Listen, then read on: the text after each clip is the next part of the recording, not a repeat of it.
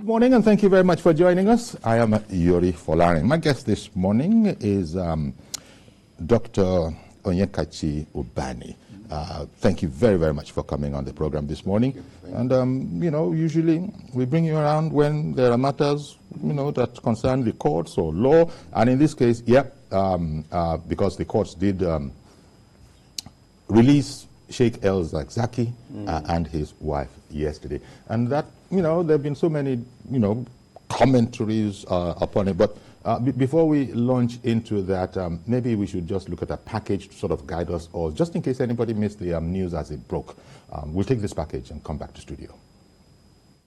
It's another day in court in a case between the Kaduna state government and the leader of Islamic movement in Nigeria, Sheikh El-Zakzaky, and his wife Zina.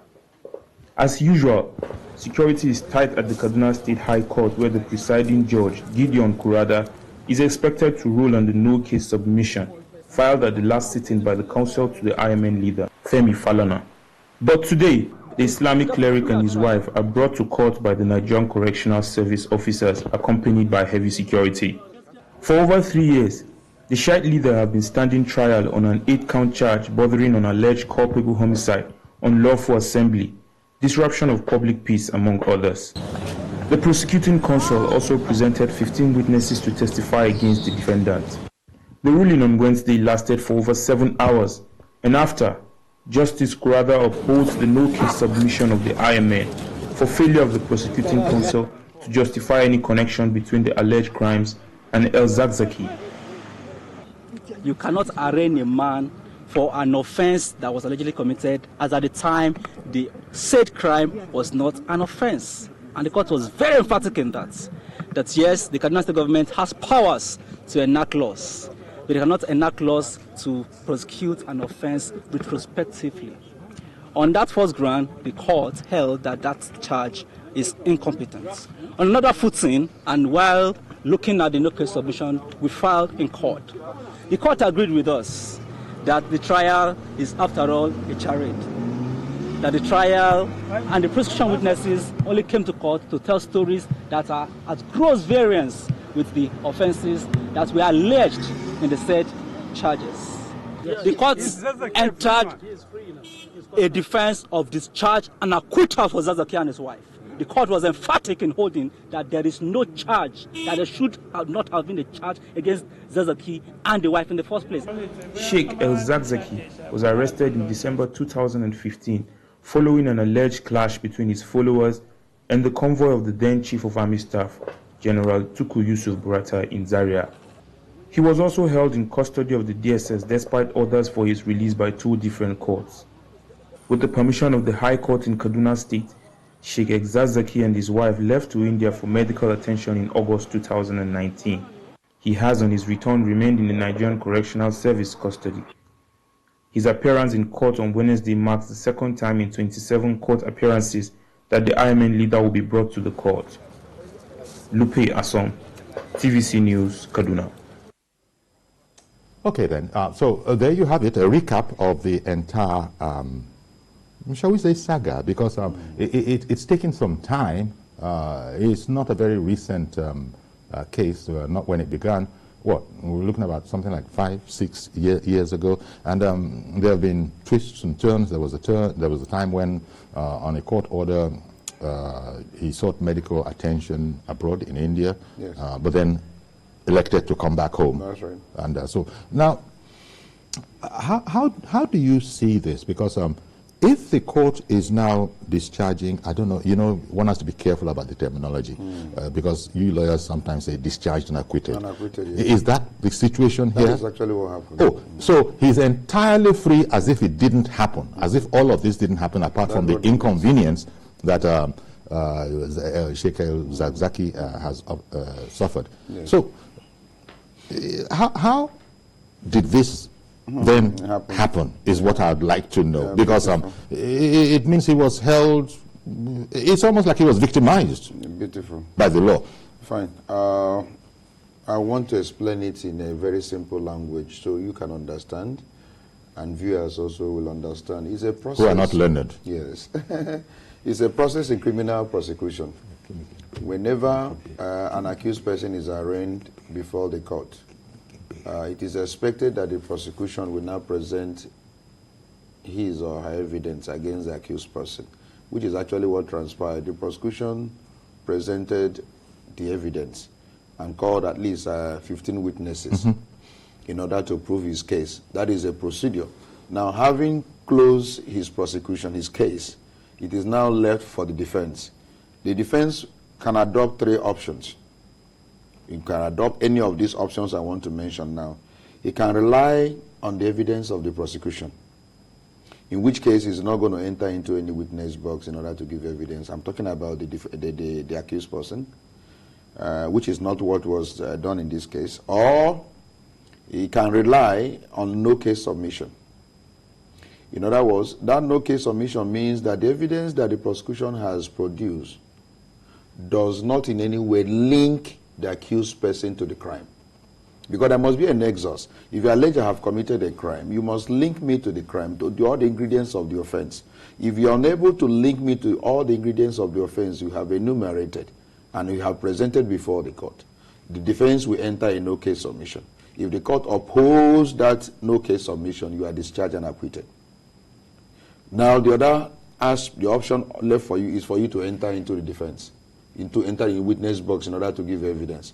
So the senior counsel that was handling the case of the accused preferred the no case because according to him there was no nexus between the alleged offense and the accused persons.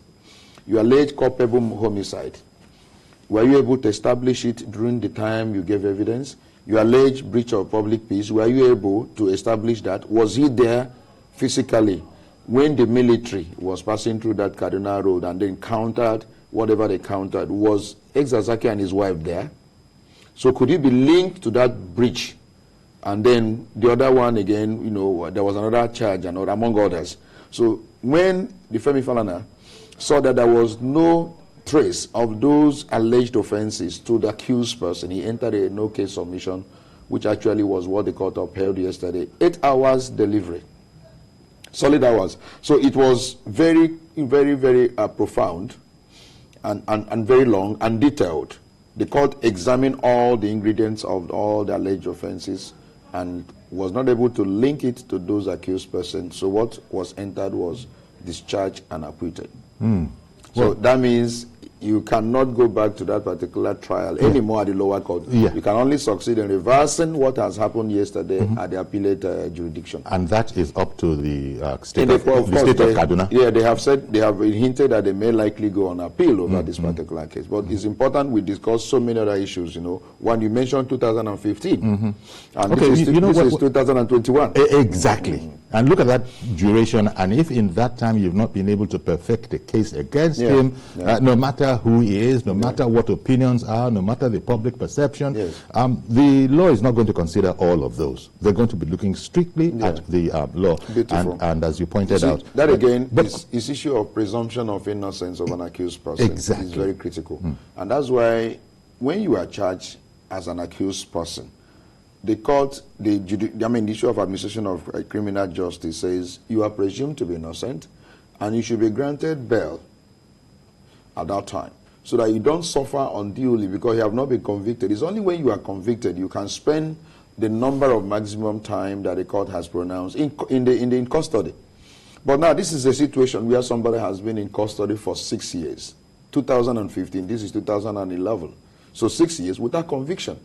So without being convicted of that crime. And you have made him now to suffer.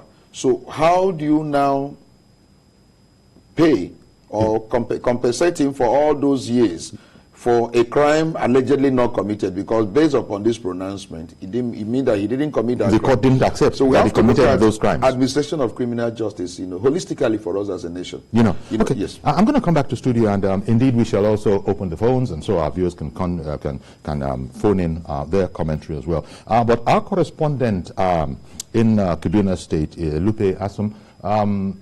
Good morning, Lupe. Thank you for making time for us in the midst of all your busy schedule.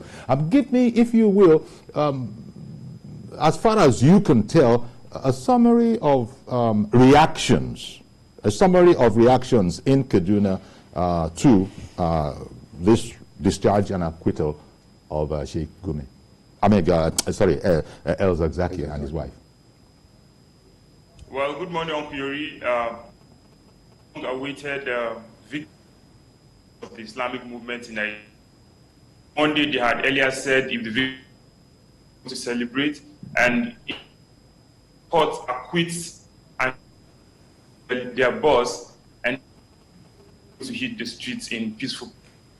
I guess that will not be happening because he has actually there are no forms of movement from members of this. I even placed people in Zaria. They said for now, they are not yet celebrating the victory, but we are yet to receive reactions from. So for now, the town is quiet. They are celebrating their victory quiet at the moment, and what's going on in Kaduna State at the moment. Okay, Lupe, the audio is not the best that it could be, but we're making it out. So I would say I heard you. I'm going to see if we can get a bit more volume from here. Okay, sir. Again, the security presence at because we know the end result now. He's been discharged, he's been acquitted. Presumably he's gone on home with his wife. What was the situation like in the court? I understand that you couldn't even, manage to gain access to the court. Was it that tight? The security situation was heavy. There was presence of heavy security operatives at the court. Yes, usually journalists are not let, and we hang around outside and wait till they are done for outside yesterday. But then roads yesterday were barricaded. There were cordon personnel who usually block people from getting access to the tight security around the place. And it be for over 3 years of this trial. But then yesterday, operatives were also there yesterday to ensure that law and order. Has there been any reaction from the interested parties, namely the government, for instance? What have they said about this decision of the court? Yes. Well, we are yet to receive any the government at the moment. We are also and we are watching closely to see if. But for now, there's no the government. Of course, some of the Kaduna State government said that they will look the case and see if they would at a higher court. So that is what to receive any official statement from the Kaduna in reaction to the court's ruling here. Okay then, Lupe. Thank you very much. It's scant little to go on, but then the nature of the case, we sort of understand that perhaps a bit, and I'm sure that as soon as there are further developments, we'll be hearing about it from you. Thank you very much, Lupe. Now, so here we are, and we'll actually open the phone lines, even though this was not, even at the risk of interrupting us, we do need to look into this a bit. This is the law in operation. That's right. And that's what all of you are all you learned people, ministers in the temple of justice, right? That's right. That's what you say. Yeah. And so there's a sense in which ordinarily, outside the professional realm, no lawyer can quarrel with this decision. Yeah, it's not a question of quarreling with it. It's a question of what evidence was presented before the court. When crime is committed, everyone will be interested that whoever has committed a crime should be prosecuted. But you must be sure that there is a link between the crime and the accused person. The moment you cannot establish that link, you have a problem in convincing the judge, because... And this seemingly is the case with Kaduna State government. Yeah, Kaduna was not able to establish this link. If you don't establish the offense, there is nothing the court can do. It's a question of proof beyond reasonable doubt. If you allege a crime against an individual, the prosecution must prove beyond reasonable doubt. It's there. It's an evidential thing. If you're not able to prove beyond reasonable doubt, if there is any doubt raised in the mind of a judge who is hearing the evidence of the prosecution, he will resolve that doubt in favor of the accused. Very important. You must be able to carry out your investigation very thoroughly and be able to establish the ingredients of the offense to the accused. If you don't, all the ingredients must be established. You cannot allege. And that is again is what we need to discuss. I had a lecture recently in which we are talking about investigation. And we are saying we need to deploy technology and deploy all the basic skills in investigation of crime. You don't just carry somebody, because this is what is going on now with our security agencies. They just carry you to court, knowing fully well that before you perfect your bail condition, you will suffer some level of inconvenience. So they are satisfied that you have been incarcerated. Meanwhile, they have not done their job thoroughly. In case the case goes on, for you now to establish the guilt of that individual. Most times they don't have that sufficient evidence. They just charge you, just like Agba Jalingo. You now, slam, somebody with all manner of charges, or Showore. Can you establish that? And that's why when it comes to show those names you mentioned are activists, yes, Cross River, and you slam them with all manner of charges. So when it comes to the real trial, they'll be running away because they don't have any evidence. Okay. Good morning, Ada. Thank you for holding on. Good morning. Good morning, Mr. Yoruba and Dr. Onyekachi Ubani. Ada from Jos. Ada, good morning. Release of El-Zakzaky and wife. No case to answer after detaining him for about 6 years. This will continue so long as we continue to flout the rule of law. Justice delayed is justice denied. This is worsening the perception of our human rights index globally. This does not portray our country's image in good light. Let me tell you something. When I was following one story like that, they said that any sane lawyer should know that the law is not retrogressive. If this is the case, why do some judges or lawyers cause this delay? Is it that they are more interested in the money they will make, or what? Now, I want to ask Dr. Onyekachi Ubani, can El-Zakzaky sue Kaduna State government for unlawfully detaining him? I even learned that he lost one eye. I don't know whether it's true and all that. And you remember that, I can remember very well, they told us the humongous amount they've been using to feed him all this while. The amount of money they mentioned can build 100 industries in this country and employ the teeming unemployed youth. What is happening in this country? Look at the U.S. Congress now. They are now wanting to block, delivering any ammunition to us again because of our low perception in the human rights index. We just have to stop this if we want to move ahead as a nation. Okay. All the time, let's not give up on this country. God bless you. Thank you very much, Ada from Jos, calling in. Would maybe comment on whatever you want from what she said, but especially that part about can El-Zakzaky and his wife now sue the Kaduna State government? He has a cause of action, but that is after they may have exhausted their appellate options. I don't know whether that is if they're going to go down that route. Because Kaduna State government could just hands off the matter and say, but and that would be very, very commendable if they have looked at the judgment that was read yesterday, and they found out that from that judgment there is no way they can succeed on any ground whatsoever by going on appeal, and they said, look, let him go. Are you following me? Okay, now you mentioned three options that a defense could pursue. Falana decided on the one he did on a no-case submission. If it had been any of the others, it might have gone differently, right? Yeah, it might have gone differently. So the court will concern itself with the defense of what has the prosecution has presented now. As I said, there is an option in criminal prosecution. The defense goes for it if at the end of the presentation of the evidence of the prosecution, nothing is linking the accused to the alleged crime, he goes for no case submission. Yeah. In fact, he can also rely on the evidence of the prosecution and say, I rest my case on the evidence of the prosecution. And that's simple enough. And again, if the court looks at it, it can also say nothing has been established. Exactly. The last option is entry into the witness box to give evidence. So Falana preferred the option of no case, and it paid off for him. You make it sound like almost like a gamble, that people have to make sure they decide what they're going to bet on. Most judges will say, even that you should enter into the witness box, they need to hear your own story. Okay. But this judge said there is nothing to hear from El-Zakzaky and his wife. That is why he now ruled that they should go home, acquitted. So El-Zakzaky and his wife are looking quite good in the eyes of the law. In the eyes of the law, presently. In the eyes of the law. But again, we're going to look whether Kaduna State will respect this judgment, because I know that he has been granted bail.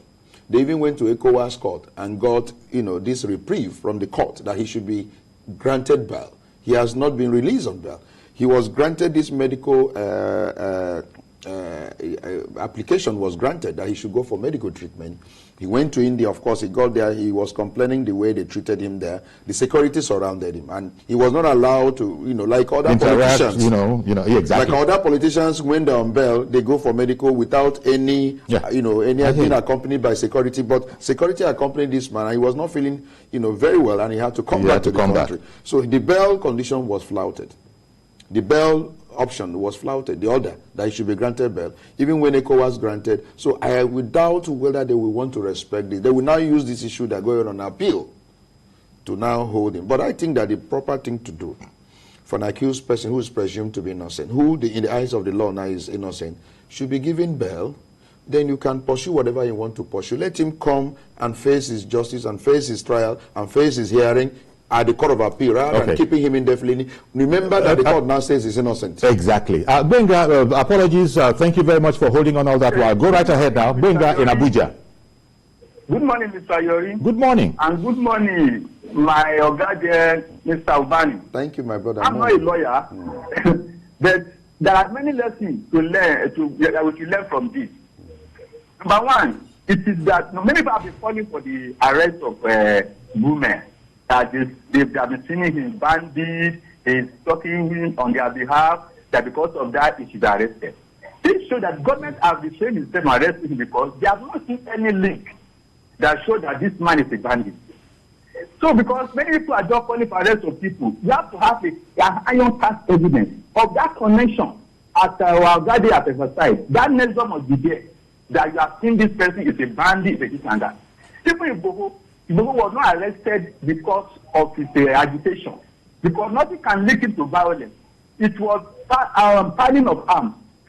So there are things in our society we should know, that government is ready to restrain himself. Don't just go and carry somebody if you don't have any iron cast evidence of connecting that person with any crime. And as you have said, this may go to Supreme Court, because the Kaduna State government may be spite that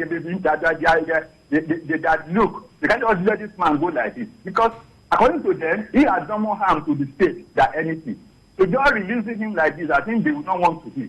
I see appeal going on even to Supreme Court, so that high-profile case like this, done by the Supreme Court, will send either that nobody should do this, or the government should not overstretch their boundaries in carrying out their law and prosecution. I'm expecting this case to go to Supreme Court. All right then. Well, thank you very much, Benga. Now, in terms of this conversation, as we're waiting for calls to come in terms of the conversation about the effectiveness of the judiciary, whether the judiciary is working, this certainly looks like a thumbs up for the judiciary. Yeah, you see, the judiciary clearly supposed to be an impartial arbiter. You come with all your evidence and it looks at it, and then weigh also the defense, what evidence you have in your defense, and then goes ahead. Because he wasn't there when the crime is committed. He's detached from the society. They are not supposed to be involved. So it is the evidence that the court will look at in order to be convinced that this person has committed a crime. So the judiciary cannot manufacture evidence. Most times and you've often said, well, not you, but lawyers have often said that the courts are not Father Christmas. They are not Father Christmas. They limit themselves to what is presented before them. They don't give you gifts. By way of relief, of course. They can't go ahead and dash you anything. Something that you never asked for. Even if it might be germane to the case. It will be a ground of appeal. It will be a ground of appeal if they do that. So it's important they restrict themselves. So it's issue of evidence. And so I think that the court has done justice to the matter that was presented before. Let them exhaust the appellate option if they choose to, and let us know what will be decided by the Court of Appeal or Supreme Court. But I insist that it should be granted bail pending the exhaustion of all other processes that is pending. Okay. Great is calling in from Kaduna. Did I get that right? Is it Great or Grace? I'm sorry, I didn't hear. Jefferson. Okay, Jefferson is it? No, Jefferson. Jefferson. Good morning, Mr. Jefferson. Go right ahead, please. Good morning, Uncle Yore. Good morning, sir. Good morning, Doctor. How are you, my brother? Morning. Well, as I'm a resident of Kaduna, I don't have much to contribute. I just want to say thank you to the court for finally setting El-Zakzaky free. Because I can remember whenever there's an hearing, El-Zakzaky's hearing, Kaduna environment used to be very tense up. People will be kind of, scared. Going to the town side, people will say, oh, no, don't go to the town tomorrow. Don't go to the town tomorrow because... Oh, sorry about that, Jefferson. Interesting there, because this is the kind of thing we want to sort of hear about, so that we can get these external aspects to the strictly legal, encounter that is going on. It's important we point out also that whatever has happened may not be an exculpation of some of the nuisances of what El-Zakzaky is accused of. Because you see, when you are in a particular country, you must also respect the laws of the land. You must not take laws into your hands. A situation where allegedly your members will block the road, or they do certain things as if they are operating within the confines of their own law, not within the larger law of the society, cannot be allowed. Nobody allows that. Indeed. Nobody allows that. So now that this has happened, I think he must have learned his lesson, and his members also must have learned their lesson that you cannot operate outside the laws of the country where you live, where you reside. I think there are laws and that guide. You don't come and block the road. Under no circumstance must you take laws into your hand, and you must operate within the laws of the society, and if you don't, that you are living there are in. Consequences. Indeed. But the point is that in this case, they have alleged certain things against El-Zakzaky, but we're not able to prove. Where you are not able to link it. Yes. Okay. Mazi Okorafor, good morning, sir. Good morning, sir. Good morning, Dr. Ubani. How are you, my brother? Morning. Honestly speaking, thank God for the court. Thank God for everything. But the question is this. I'm just going like what Barrister Ubani was just saying. It is not good for security agencies to rush to the court with cases without proper investigation, without proof. Because when you go and read the Nigerian Constitution, they will tell you, do you have evidence? If you have evidence, like my friend will tell you, he told somebody, say, look, we'll meet in the court that she has an evidence.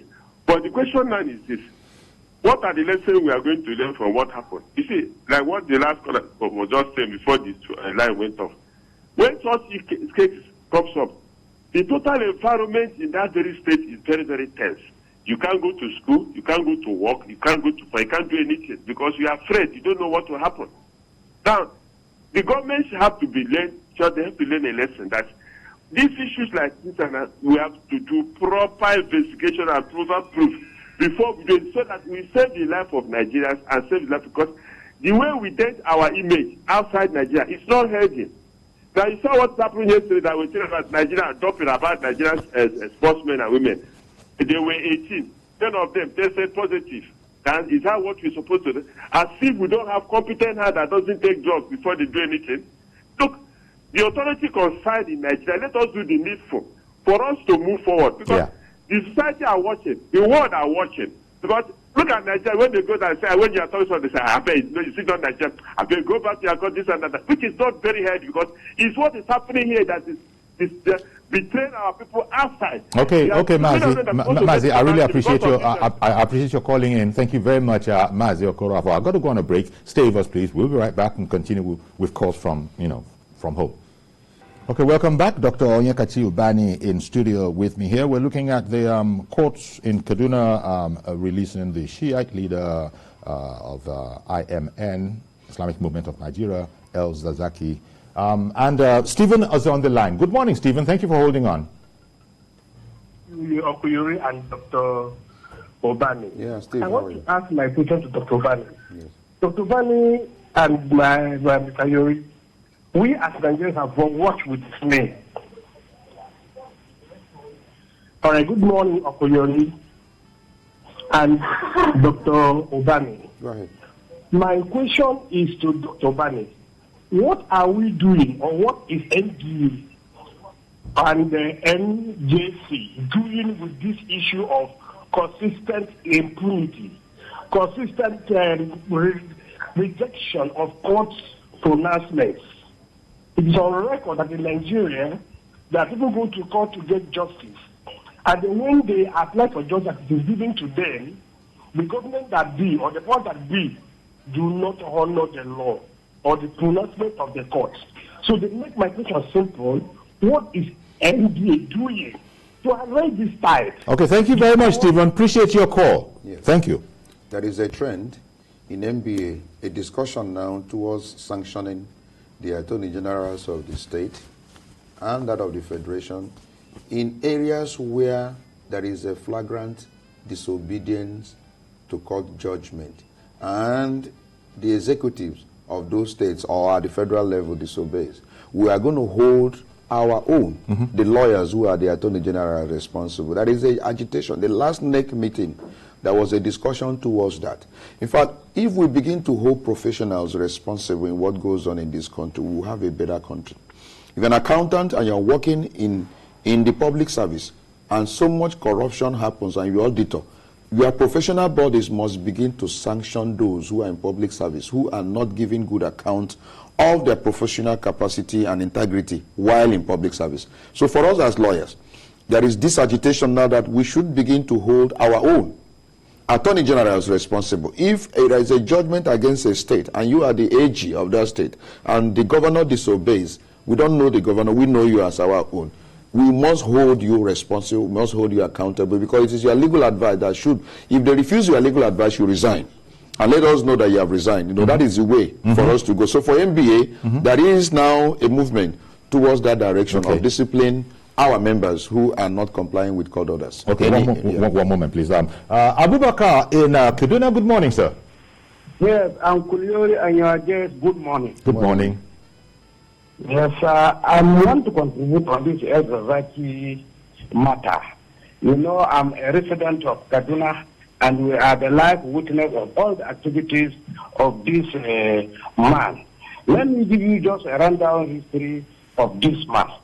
From Obasanjo, when he was a military ruler, he jailed this man. Coming to Sheikh Shagari, he jailed this man. Coming to Buhari, when he was a military ruler, he jailed this man. Coming to Obasanjo, I'm saying this because this lawyer now, NBA boss, who says maybe he might have learned lessons. I'm trying to give you a rundown of what is happening. You see, anytime he is making his activities in Kaduna, Kaduna must be shut down. Even if President of Nigeria is coming to Kaduna, they don't shut Kaduna down. But that month, his activities will make Kaduna shut down. And when he is coming out from his house in Zaria, that is in particular Gelesu, that is where he resides, where his house is. I'm telling you right now, they are mourning his release because they got their freedom when he was in the prison. But right now, they are annoyed. Most of them, they may even sell their houses because anytime he's coming out, all the area will be shut down, no activities, everybody will be shut down. And if you mess up, his members will kill you instantly and nothing will happen. And remember, anytime he's doing anything, all his members from Kano will trek down and block one lane. Nobody will touch that lane. From Kano to Kaduna, they will trek. They will not enter motor. From Sokoto, they will trek. They will close one lane. The motorists must be going on one lane throughout. And we are paying tax to build all this road. One man will deprive everybody from following that road. And the one they come back home in Kaduna, if they want to do 1 week activities, 1 week in Kaduna, no business. And no government can stop him. He has been doing that thing all this while. I'm not a lawyer. I don't know whether this is free for anybody to be doing that kind of thing. Indeed. So to me, I think for him to be in that prison, for these activities to be less, I think it's far better. How can one man be disturbing more than 10 million people?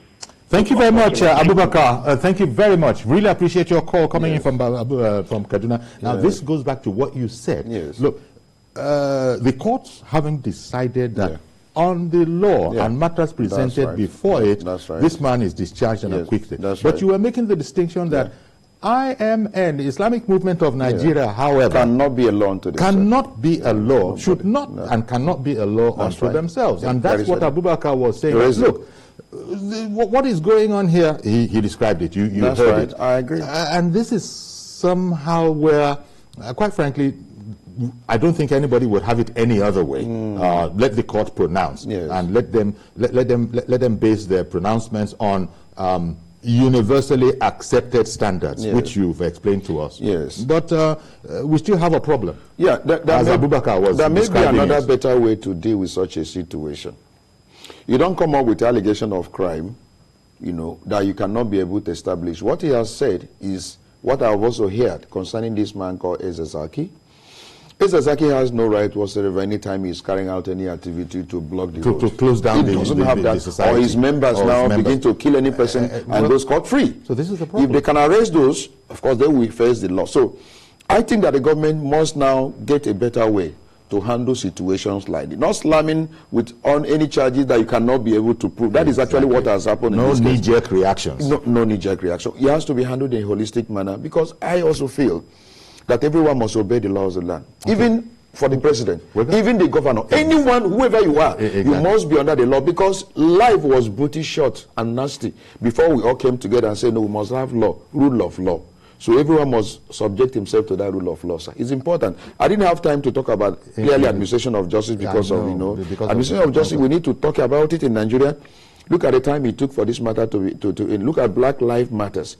Look at Hush Puppy. Hush Puppy now has pleaded guilty. Why? Because the evidence are so overwhelming. We must begin to really ask our prosecutors, our investigators to up their game. We must deploy technology. That is the only way we can begin to improve on administration of criminal justice.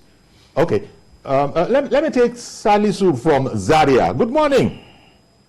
Morning, how are you? Very well, thank you. Go right ahead, please. Okay, my contribution concerning this issue. So I want the government to be justice in this issue. Like the other person was saying, he's not a lawyer, I'm not a lawyer too. So what I want people have to be justification in the El-Zakzaky matter. But we shouldn't be condemning the El-Zakzaky in other way around. There we are be killing like animals, which is supposed to be so. So I need justice. We want government to be justice in this issue. And El-Zakzaky too, he have to be rule. He have to follow the rule of law. You don't have to block in all the ways of entering the area. Okay, I want to thank you very much, Salisu. Thank you very, very much for calling in and adding that to it. And I have time now to just thank you. I want to say thank you very much, Dr. Monday Onyekachi Ubani. Let me bring the other one. Thank you. Thank you very much for coming on. Thank you. And so stay with us, please. But there's still a bit more to come. Welcome back. And well, our guest this time is a remote guest, which really means that he's on Zoom or any of the other systems that we use nowadays. We have COVID-19 to thank for that. So good morning to you, Professor Mark Okeji. Good morning. Thank you very much for joining us. Professor Mark Okeji is CEO, Registrar and CEO, Radiographers Registration Board of Nigeria. This is yet another in the series of annual sensitizations. I hear that this year you're particularly concerned with quackery in your profession of radiography. I'm surprised. We have a little time, but tell me how quackery actually has entered into radiography. Radiography is a profession where we use ionizing and non-ionizing radiation to diagnose and treat patients. So now, because of the limited number of radiographers in the country, there are lots of parts that are limited in remote areas where people engage them majorly to cut down costs. And these people don't offer services as demanded by the profession. They expose Nigerians to ionizing radiation, and which has a health implication. So what we do as a board is to fight this quackery, to make sure that Nigerians who receive this radiation receive them for good purposes of diagnosis and treatment. Okay. Now, like any other profession, you know, quackery is abound, and it's the regulatory body that fights the quackery. People who are trained to handle patients, you find them do that in remoter area, not majorly in urban area. Why is your board, which, you know, for instance, you are the registrar, so I imagine that professionals, radiography professionals, must be registered. And since your board is aware that there are quacks out there, why are you not able to simply shut them down? If anybody set up a hospital now without the legal and professional basis to do so, it would be shut down. That's what we are here to do, to sensitize the public that we are going into the society, shut down all illegal places where quackery is in practice. So we are trying to sensitize the stakeholders and the general public on who they look out for when they get to any diagnostic center. And that is when you get to any place, you ask for a radiographer. There are some impostors that will come and present themselves as radiographers. Then you ask them for their practicing license. If you can't find that, leave, because your life is in danger. So we are sensitizing the public. We are unleashing our monitors to go into all parts of Lagos to check quackery. Okay. And if you know Ogun State, we are sending it to Ogun State to check quackery in every nook and cranny of this state and that of Ogun State. Well, I wanted to ask, how widespread a practice is this quackery? How widespread is it? Is it few and far between, or is it beginning to approach worrying proportions? Well, like every other thing in this country, just like asking how widespread is banditry. You see, this thing starts somewhere and it begins to increase if not checked. So what we're trying to do now is to check it, to meet it at the board, to make sure that it does not go on. Okay. People who are already getting involved, we cut it down. Okay. The other thing is that you said it's very dangerous. Radiographers, quite to simplify it, they just take a photograph of your innards, you know, things that you can't see. What did you mean when you said it can be very dangerous? Because, correct me if I'm wrong here, radiographers do their work, they make their negatives, you know, which like photographs, and then it takes a trained person to interpret what is on there. So the radiographers don't interpret and administer treatment, do they? Yes, they do. They do. You see, what we use as our tool is radiation, and in a simple form, we have two categories of radiation: the ionizing and the non-ionizing one. The ionizing ones are the ones used for X-rays, for CT, for mammo, for nuclear medicine. These ones are ionizing. What it means, it has the potential, it has the energy to knock off an orbital electron. What that means is that it can kill a cell. It can't kill a cell if not properly administered. So we have the range at which we administer this. And it's only a trained person who can give you what will give you diagnostic image that is good for your treatment, and a quack can give you excess of what is giving you. And radiation is a predisposing factor for cancer. That's why I say it's dangerous. Okay. It's a predisposing factor. It means that excess of it can initiate that and other diseases in the body. Okay, so it's a very precise science, and what you've said could relate to anesthetists, for example. You want a fully qualified one, because it can be very, very dangerous if you have a quack who is also a quack masquerading as an anesthetist. So okay. Well, I want to thank you very much for talking to us a bit about this, and I wish you all the best in your annual event, radiography practice in Nigeria, patient-centered practice, and the need for monitors is one of the themes that you're working with. Thank you very much, Professor. Thank you very much. Thank you so much. All right, My pleasure. All right, then. So that's Professor Mark Okeji, the Registrar and CEO, Radiographers Registration Board of Nigeria. And that brings us to the end of the program today. Please join us tomorrow for a fresh edition. I am Yori Fulani. Bye-bye for now.